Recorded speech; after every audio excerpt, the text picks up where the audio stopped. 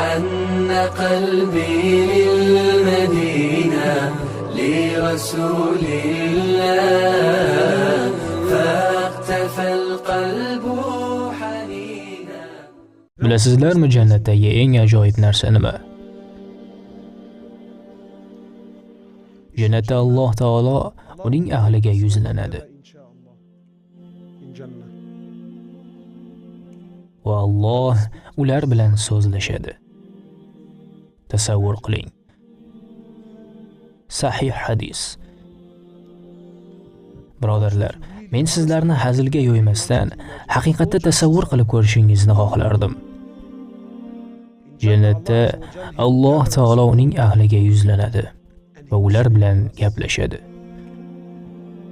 Birodarlar, va Alloh aytadiki, sizlar yana nimanidir xohlaysizlarmi?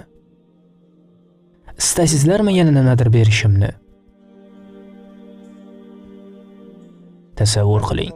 Alloh siz bilan shunday gaplashyapti. Tasavvur qiling. Alloh taolo yana nimadir istaysizlarmi deb so'rayapti. Shunda ular: "O Alloh, sen bizni do'zax o'tidan qutqarding. Sen bizni jannatga kiritding. Sen jannatda abadiy qolishimizni iroda etding. Sen bizga mana shu barcha ne'matlarni berding. O Alloh, sendan yana nimani so'rashimiz mumkin?" deb javob berishadi. Odamlar shu darajada qoniqdikki, yana nimani so'rashni ham bilmaymiz deyishadi. Shundan so'ng Alloh taolo marhamat qiladiki, sizlarga roziligimni halol qildim. Bundan keyin sizlarga hech ham g'azab qilmayman. Buni tasavvur qiling, birodarlar. Tasavvur qiling. Alloh azza va jall bundan keyin hech qachon sizdan norozi bo'lmaydi. Bu hali hammasi emas, birodarlar. Allohga qasamki yo'q. Allohning rasuli sahih hadisda aytadilarki, Alloh azza va jall sizlarga yana bir narsani ziyoda qilishimni xohlaysizlarmi deb so'raydi. Va jannat ahli aytadi: yana nimani ham xohlashimiz mumkin? O Alloh, sen bizga barcha istagan narsalarimizni berding.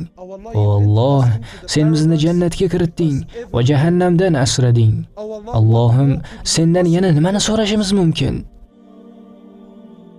Shundan so'ng aziz birodarlar, Alloh taolo pardani ochadi, to'siqni oladi va jannat ahli Allohga nazar solishadi. Allohni ko'rishni tasavvur qilib ko'ring. Sahobalar so'rashdi: "Ey Allohning rasuli, biz Allohni rostdan ham mana shu ikki ko'zimiz bilan ko'ramizmi?" Payg'ambar sollallohu alayhi va sallam aytdilar: "Albatta, sizlar Robbingizni xuddi mana shu 14 kechalik oyni ko'rgandek ko'rasiz. Bunda hech qanday qiyinchilikka duch kelmaysiz."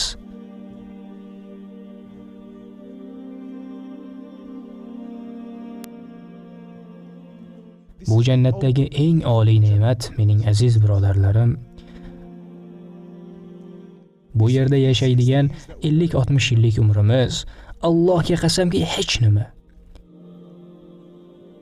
Go'zal amal qiladiganlarga, dinini mahkam tutadiganlarga bilingki, Alloh sizga buni va'da qilgan.